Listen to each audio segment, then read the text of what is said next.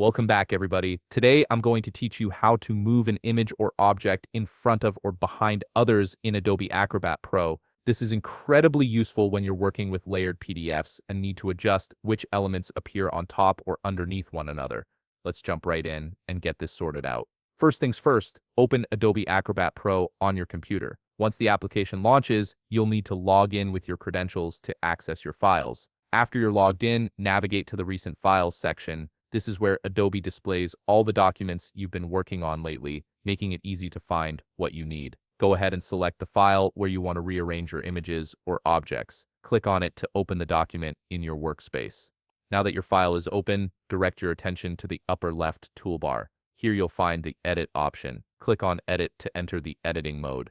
This mode allows you to manipulate various elements within your PDF, including text, images, and other objects. You'll notice that once you're in editing mode, all the editable elements in your document become selectable and highlighted with bounding boxes. Next, locate the specific image or object you want to reposition in terms of layering. Right-click directly on that image. This action will open up a context menu with several options tailored specifically for working with images and objects in your PDF. From this context menu, look for the option labeled Arrange Image and click on it. This will expand into another submenu with various arrangement options. Here's where you make your choice based on what you're trying to achieve. If you want your selected image to appear above all other elements, select Bring to Front. If you need it to sit just one layer higher than it currently is, you might see an option like Bring Forward. Conversely, if you want the image to move behind other elements, select Send to Back to push it all the way to the bottom layer, or Send Backward to move it down just one level. Choose the option that best suits your layout needs and click on it.